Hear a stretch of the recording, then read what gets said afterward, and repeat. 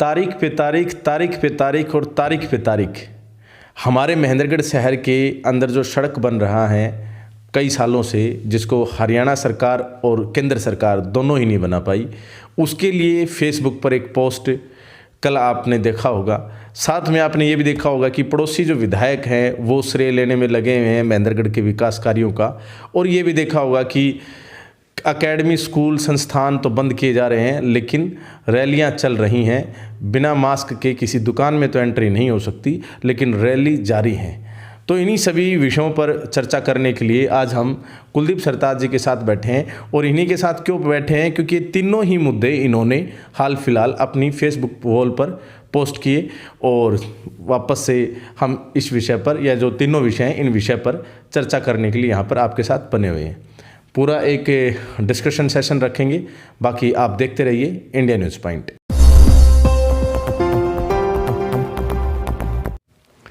Sir, आपका स्वागत है इंडिया न्यूज़ पॉइंट पर एक बार फिर से। धन्यवाद।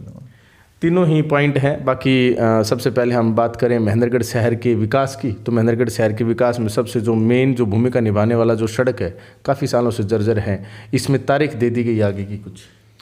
देखो, ये जो सड़क है, इस पे मैंने पोस्ट जो जिसका आपने जिक्र किया वो इसलिए डाले थे कि ये तारीखें हम पिछले 10 साल से लेते आ रहे हैं जी।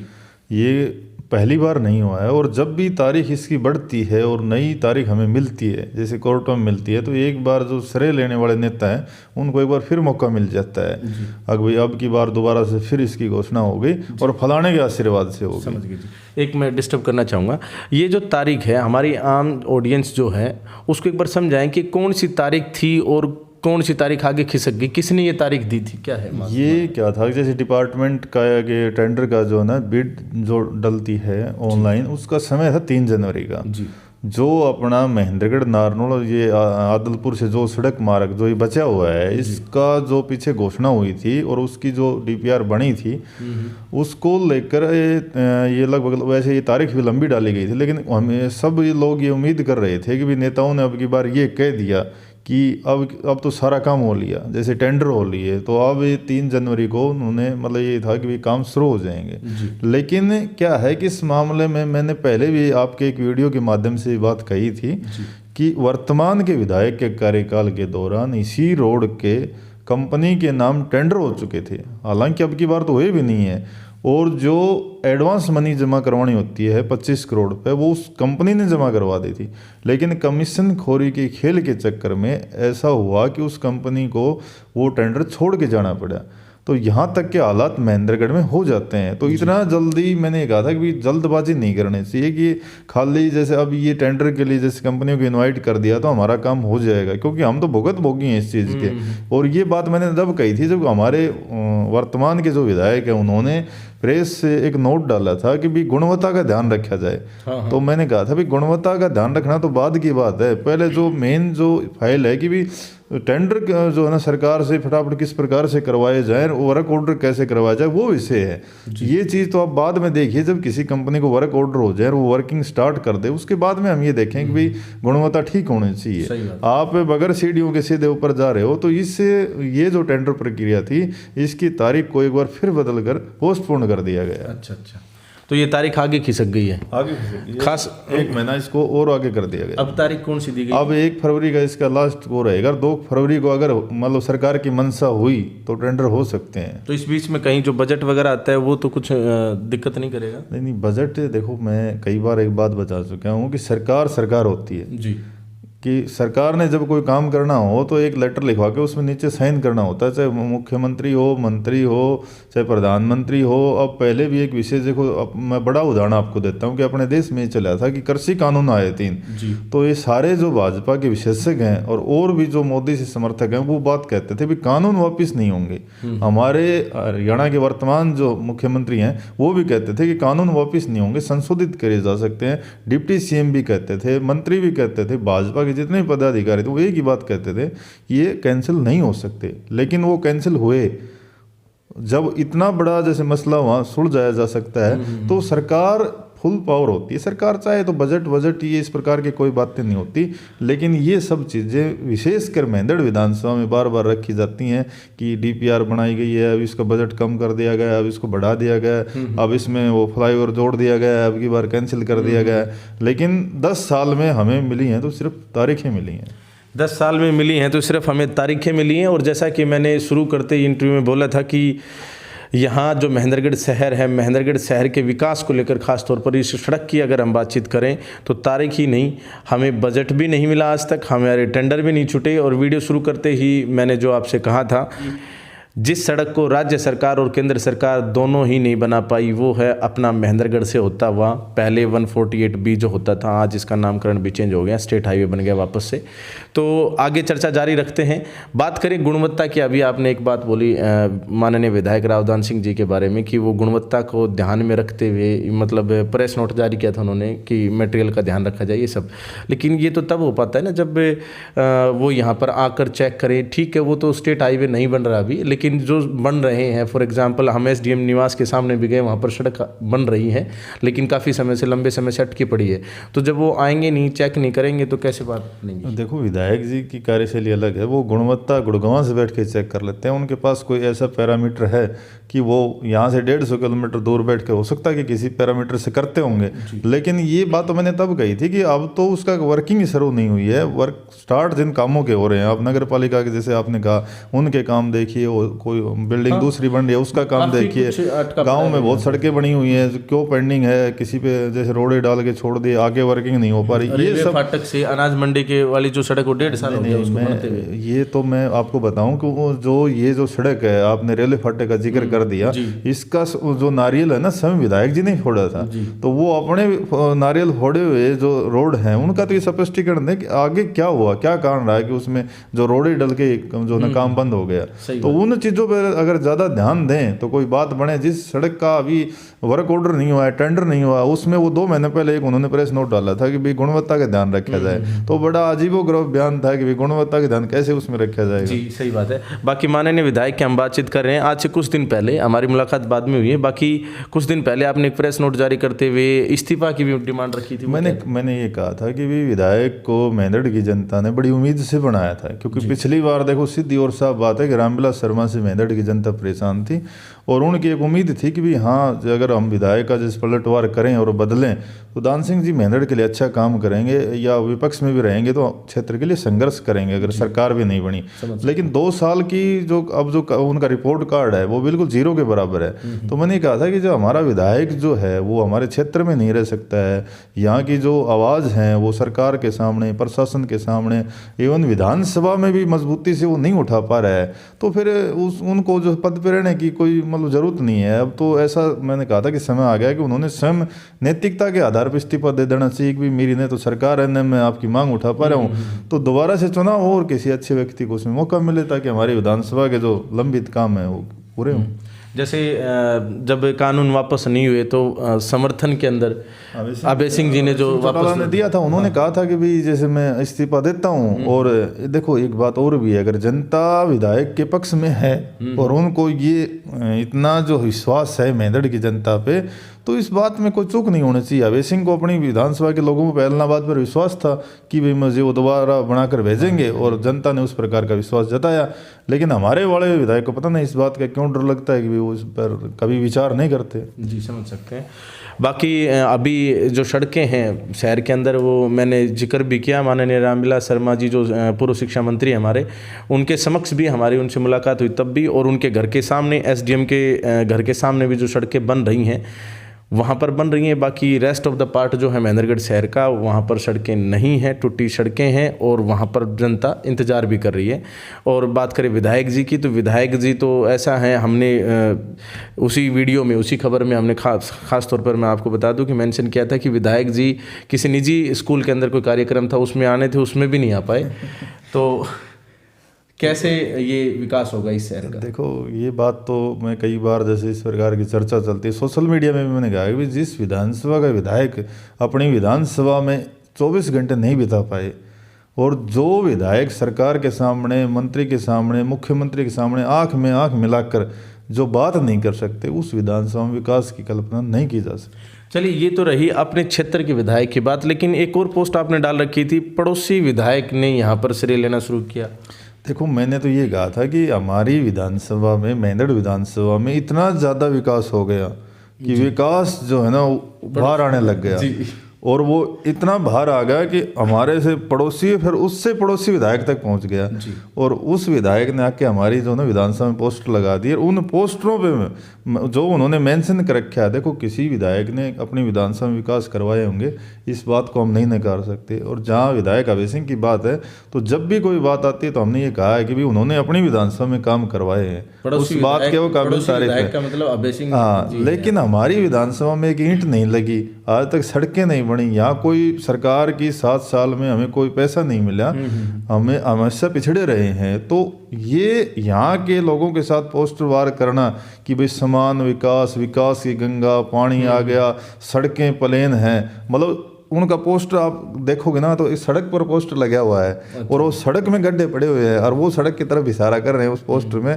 भाई ये सड़कें जो ना बहुत प्लेन है। तो ये मैंने कहा था कि भाई इतना ज़्यादा विकास तो नहीं जरूरत थी मेंढड़ को करवाने की, कि पहले हम इतने ज़्यादा परेशान हैं कि जब किसी सड़क की घोषणा होती है तो 10 साल में यहाँ की जनता धन्यवाद कर करके पूर्व का, वर्तमान का, पूर्व मुख्यमंत्री का, वर्तमान मुख्यमंत्री का, वर्तमान डिप्टी स्पीकर का, राव इंद्रजीत का, किरण चौधरी का, हम पहले इतने लोगों को धन्यवाद कर चुके हैं, और वो सड़क बनी भी नहीं है। अब इस कड़ी में एक विकास पुरुष हमारे बीच में और आगे, उन्होंने एक पोस्ट वार और कर दिया कि भी मेंढड़ में मैंने बहुत विकास करवाया है। तो ये मैंने एक तर्क दिया था कि इतना ज़्यादा विकास मेंढड़ में हो गया कि हमारे वाले तो सरे लेते थे, अब तो पड़ोसियों विधायक भी आके यहाँ सरे लेने लग गए जी। ये पोस्टर कहाँ कहाँ लग रहे हैं? ये पोस्टर जो है ना पूरे विधानसभा में लगे हुए हैं। जहाँ तक मैंने देखे हैं कि आप सड़कों पे कहीं भी जाओगे तो उस गांव का जो संबंधित सरपंच है उसके साथ उनके जो है ना हर मतलब गांव में पोस्टर लगे हुए हैं अभय सिंह जी के। अभय सिंह जी के, अच्छा, हर गांव में।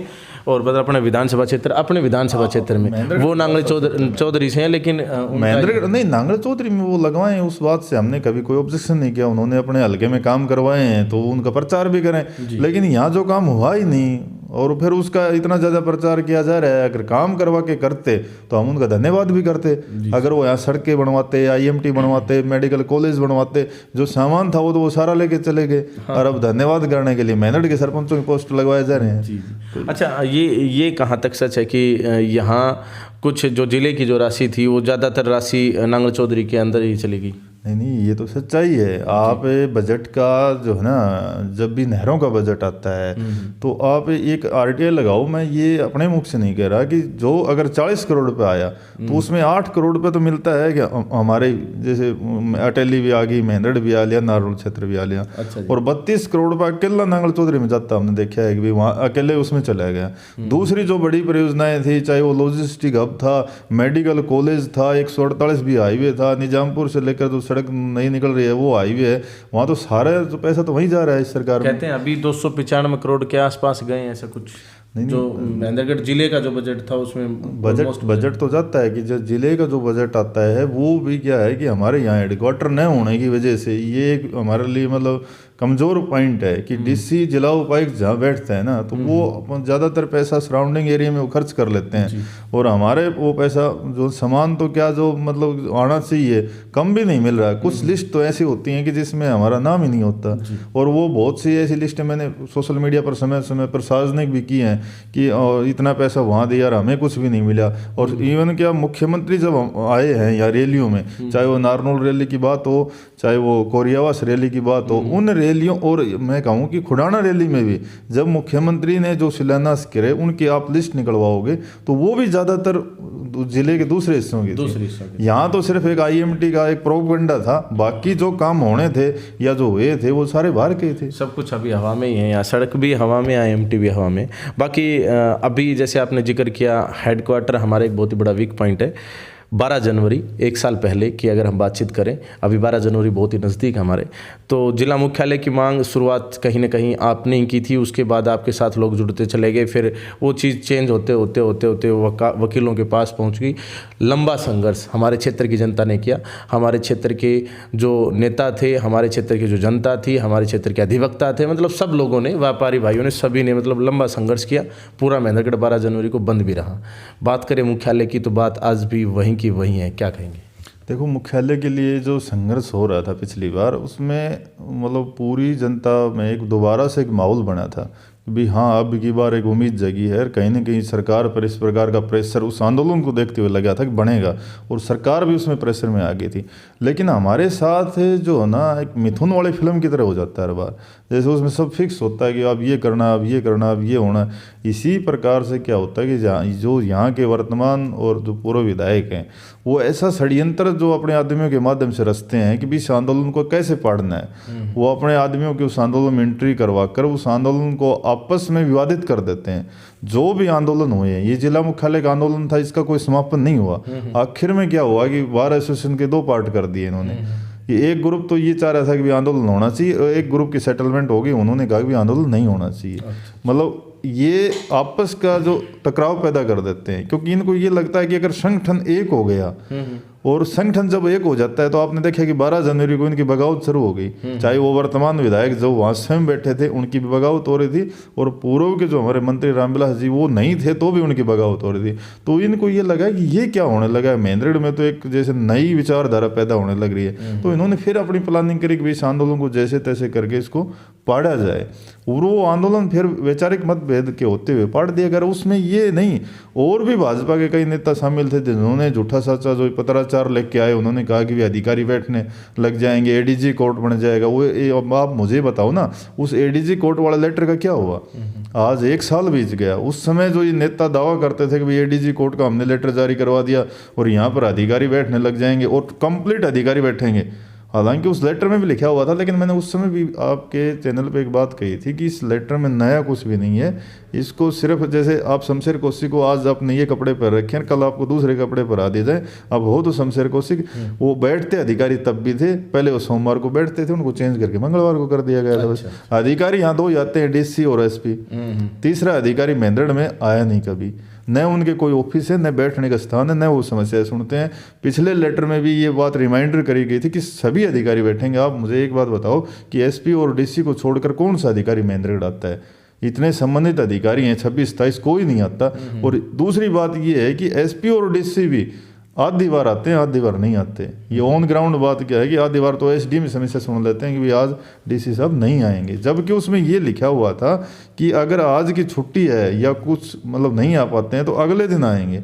लेकिन ऐसा कुछ भी नहीं है। वो एक षड्यंत्र था कि इस आंदोलन को जो ये बना है, माहौल बना है, इसको किस प्रकार से तोड़ा जाए। इन नेताओं ने दोबारा से वैचारिक मतभेद किया, उस आंदोलन को तोड़ दिया। इनकी जो राजनीतिक जो मंशा थी आंदोलन को खत्म करने की, ये जो है ना दोबारा से कामयाब हुए।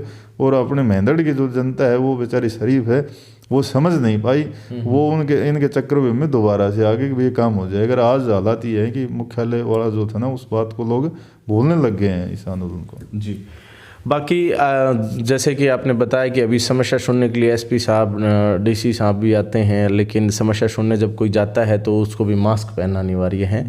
लेकिन मास्क के बारे में बहुत सारी आजकल वैसे भी चर्चाएं हो रखी हैं, रैलियां हो रही हैं। मास्क जो है वो पहनने के लिए लोग मजबूर हैं, चालान काटे जा रहे हैं बिना मास्क के। आपने भी इससे संबंधित एक पोस्ट डाली, ये जो है सिस्टम, क्या इस सिस्टम पर क्या कहेंगे? देखो, ऐसा है जी, समझ रहे 2 साल हो गए कोरोना वेरिएंट को आए। 2 साल पहले कोरोना वेरिएंट आया था, जब इसमें अनेक प्रकार की भ्रांतियां थी कि भाई ऐसे फैलता है, वैसे फैलता है, ऐसे हो जाता है, हवा से फैलता है, तरह तरह के तर्क थे जी। लेकिन आज 2 साल बीत गए हैं, तो क्या सरकार और सरकार की जो ये हेल्थ विभाग है, अन्य विभाग हैं, क्या इस बारे में कोई वो अब तक ये सर्च नहीं कर पाया कि भाई ये फैलता किससे है? अगर 2 साल में हम वही कानून सेम रखेंगे, 2 साल पहले भी सरकार ने क्या किया था? लॉकडाउन किया था। 2 साल पहले भी सरकार ने क्या कहा था? ये मास्क लगाओ। 2 साल पहले भी गवर्नमेंट ने यही कहा था भाई सैनिटाइजर का यूज किया। न तो तीसरी लहर आ गई, तो न तो पहली लहर में लॉकडाउन से कोरोना रुका, ना सेकंड लहर में रुका। अगर रुका हो तो आप मेरे को बताओ। लेकिन व्यापार जरूर खत्म है। नहीं, व्यापार वो तो नेगेटिव प्रभाव तो मैं आपको बताऊंगा, लेकिन 2 बार हम किसी मेथड को अपना कर देख चुके हैं और उसमें हमारा रिजल्ट अगर 0 आया है, तो गवर्नमेंट को उन पॉलिसियों में कोई चेंजमेंट करना चाहिए। अगर उस पॉलिसी से वो नहीं रुकता है और उस बीमारी को फैलना है, तो आप ये काम धंधे भी मत बंद करो।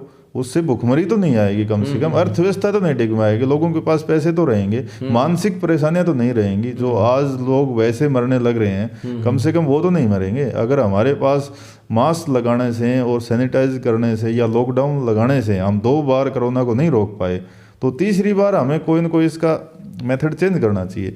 फिर दूसरी बात मैंने एक लिखी थी कि भाई एक देश एक संविधान एक कानून अगर है तो फिर कानून सबके लिए बराबर होना चाहिए। ये सबसे पहले कहते हैं कि स्कूलों को बंद करो। ऐसा कौन सा साइंटिफिक वो फैक्ट है जिसमें ये बताया गया है कि कोरोना सबसे पहले स्कूल में आता है, उसके बाद में जिम बंद करते हैं, उसके बाद में शनिवार और जैसे संडे का ये कहते हैं वीकेंड जो है लॉकडाउन लगा दो। तो ऐसा कौन सा फैक्ट है कि कोरोना शनिवार को ही आता है। दूसरा नाइट कर्फ्यू लगाते हैं, तो मैंने कहा था भाई ऐसा कौन सा फैक्ट है कि कोरोना रात को ही आता है। इसका मतलब तो ये कोरोना बीमारी नहीं, कोरोना तो एक आतंकवादी हो गया भाई, रात को चुपके से आता है और जो है ना भाई बच्चों पे ज़्यादा अटैक करता है। ये कोई फैक्ट नहीं है। दूसरी बात ये है कि अगर आपने पाबंदी लगाई है तो सबके लिए वो प्रधानमंत्री के लिए बराबर होनी चाहिए, आम आदमी के लिए वो। एक तरफ तो देश के सारे नेता, मैं अकेला प्रधानमंत्री को नहीं कहूँगा, चाहे प्रधानमंत्री हो, चाहे अखिलेश यादव हो, चाहे केजरीवाल हो, जितनी भी पार्टियों के नेता हैं वो एक लाखों की संख्या में लोगों को संबोधित कर रहे हैं। हाल फिलहाल केजरीवाल जी देहरादून में थे, वो पॉजिटिव हो गए। अगर ये नेता रैलियों को क्यों संबोधित कर रहे हैं? जब आपकी शादी का फंक्शन है तो इन्होंने कह दिया कि 200 आदमी बुलाओ, स्कूलों में बच्चे जाएंगे नहीं, वो 20 भी कर देंगे बाद में, जैसे ग्राफ को घटाते रहते हैं। इन्होंने कह दिया कि बिना सर्टिफिकेट के कोई भी आदमी जो है ना सार्वजनिक स्थान पे नहीं जाएगा। क्या वो रैली सार्वजनिक स्थान नहीं है? जहाँ 1 लाख आदमियों की गैदरिंग हो रही हो, वहाँ देश के प्रधानमंत्री वहाँ भाषण दे रहे हैं, लोगों को संबोधित कर रहे हैं, गृह मंत्री जा रहे हैं, विपक्ष की नेताओं के जो अध्यक्ष हैं वो जा रहे हैं। तो ये कौन सा देश में कानून बन गया है कि भाई एक आम आदमी तो सड़क पर निकलते ही 500 रुपये दो जी चालान करो, प्रधानमंत्री जो है ना वहाँ 1 लाख लोगों की संख्या में आ रहे हैं। बाद में क्या हो रहा है, जैसे आपने बताया कि आज केजरीवाल पॉजिटिव आ गया, आज प्रियंका गांधी पॉजिटिव आ गई, आज दीपेंद्र सिंह हुड्डा पॉजिटिव आ गया, कल ने प्रधानमंत्री पॉजिटिव आ जाएंगे। तो इसका मतलब तो जिस प्रकार से और लोगों पर केस दर्ज हो रहे हैं उस प्रकार से केजरीवाल पर भी एफआईआर दर्ज होनी चाहिए, क्योंकि उन्होंने उस वेरिएंट को फैलाया है। प्रियंका गांधी पे भी होनी चाहिए, दीपेंद्र हुड्डा पे होनी चाहिए, और जो हमारे गृह मंत्री हैं, प्रधानमंत्री, वो सब पे एफआईआर दर्ज करके इनको भी तो जेल में डालो ना। कोरोना को उल्लंघन तो ये भी कर रहे हैं। तो मैं ये कहना चाह रहा था कि देश अगर एक है, संविधान अगर एक है, कानून अगर एक है, तो सबके लिए एक होना चाहिए। और इन चीज़ों का अगर कोई फैक्ट नहीं है। दूसरी बात इसमें जैसे वैक्सीन की है, इन्होंने कर दिया कि वैक्सीन के बगैर आप नहीं जा सकते कहीं भी, जबकि वैक्सीन तो एक सप्लीमेंट है, जिस प्रकार से फूड सप्लीमेंट होता है। अब उसमें ये इन्होंने बाधित कर दिया कि बगैर वैक्सीन के आप जैसे लगवानी पड़ेगी। अब ये तो नहीं हो सकता कि जैसे स्वतंत्र देश में हम किसी व्यक्ति को बाधित कर सकें कि भाई आपको ये टैबलेट लेनी पड़ेगी। उसकी ह्यूमन बॉडी है, उसका कोई तासीर भी देखी जाएगी कि इसको ये सूट करती है कि नहीं करती है। बहुत से केस ऐसे हुए हैं जिनको वैक्सीन लगी और वो एक्सपायर हो गए, तो फिर सरकार को उनकी जिम्मेवारी भी लेनी चाहिए कि भाई आपने वैक्सीन लगाई है और लगाने से आपके ऊपर कोई होगा नहीं। लेकिन कानून ऐसे बना दिए कि गवर्नमेंट ने सिर्फ खजाने में पैसे आने चाहिए बस। दूसरी तरफ सबसे बड़ा सवाल है कि भाई कानून बना दिए तो हम तो ये कहते हैं कि सबके लिए समान होना चाहिए। फिर प्रधानमंत्री भी अंदर ही रहें, किसी रैली में न जाएं और ना कोई नेता जाए, सब लोग सेफ रहें, सब अपने मतलब कि सारे जो कानून नियम बनाए गए हैं कोरोना से रिलेटेड, उससे रिलेटेड सब नियमों की पालना करें। बाकी यहाँ तो कुछ इस प्रकार से लग रहा है कि कहीं ना कहीं कंट्रोल किया जा रहा है आम जनजीवन को, आम जीवन जो है उसको कंट्रोल किया जा रहा है। आप देखो ना, इसमें तो समानता रही कहाँ? ये तो भेदभाव तो आपके सामने है कि भाई केजरीवाल सुबह तो यहाँ प्रेस कॉन्फ्रेंस करके जाता है कि भाई यहाँ जो ना दिल्ली में ये चार्ट बना दिया है, इस कानून होगा, और शाम को पंजाब में रैली करता है, उसके बाद में अगले दिन यूपी में करता है। सुबह दिन में प्रधानमंत्री यूपी में 1 लाख लोगों को संबोधित करते हैं, शाम को 4 बजे चिंतन करते हैं कि कोरोना वेरिएंट आ गया, भाई राज्य सरकारों को पत्र लिखो, स्वास्थ्य विभाग की मीटिंग बुलाओ। तो ये क्या मतलब प्रणाली हुई? भाई एक तरफ तो आप 1 लाख आदमियों को संबोधित करके आए हो, दूसरी तरफ आप चिंतन कर रहे हो। तो ये तो एक देश में एक मजाक बना हुआ है, और इसीलिए लोगों ने विरोध करना शुरू कर दिया। अब काफी विरोध हो गया। नहीं तो पहली बार जब कोरोना वायरस आया, जब किसी ने विरोध नहीं किया, प्रधानमंत्री का सबने सम्मान किया था। हमने भी उस महामारी के दौरान लोगों की जितनी सहायता हो पाई हमने किया था कि भाई सरकार सही काम कर रही है। लेकिन अब तो ऐसे लगने लगा कि सरकार तो है ही नहीं, नेता तो सिर्फ अपने सरकारें बचाने में लगे हुए हैं कि भाई यूपी में किसकी बनेगी, इसकी बनेगी, उसकी बनेगी, रैलियां करो, ये करो, घोषणा करो। वो तो अपनी दुकानदारी में लगे हुए हैं सारे। सही बात। चलिए, बहुत बहुत धन्यवाद जी आपका। अभी हम आज 3 मुख्य विषय हमने आज डिस्कस किए, जिसमें सबसे पहला विषय था हमारी महेंद्रगढ़ की जो मुख्य सड़क है उस सड़क के बारे में, जिसको तारीख पे तारीख दी जा रही है पिछले 10 वर्षों से। उसके बाद हमने पड़ोसी विधायक हमारे मतलब नांगल चौधरी से जो हमारे विधायक हैं अभय सिंह जी, उनकी तरफ से हमने बहुत सारी चर्चा करी। फिर उसके बाद हमने कोरोना से रिलेटेड बातचीत करी यहाँ पर। तो आप भी कोरोना से सतर्क रहें। बाकी खास तौर पर ये है कि नियम जो सरकार ने बनाए हैं वो सरकार खुद भी उसकी पालना करे। सरकारी जो तंत्र है पहले और अब दोनों में ही अगर हम देखें तो ज़्यादा बदलाव नहीं हुआ है, ज़्यादा फ़ायदे नहीं हो रहे हैं। बाकी आपसे एक बार फिर से मुलाकात होगी। आपका बहुत बहुत धन्यवाद। धन्यवाद। आपसे फिर एक बार मुलाकात होगी और किसी शख्सियत के साथ, उनके साथ भी चर्चा करेंगे इस तरह के विकास के मुद्दों को लेकर। आप सभी देखते रहिए इंडिया न्यूज़ पॉइंट। जय हिंद, जय भारत।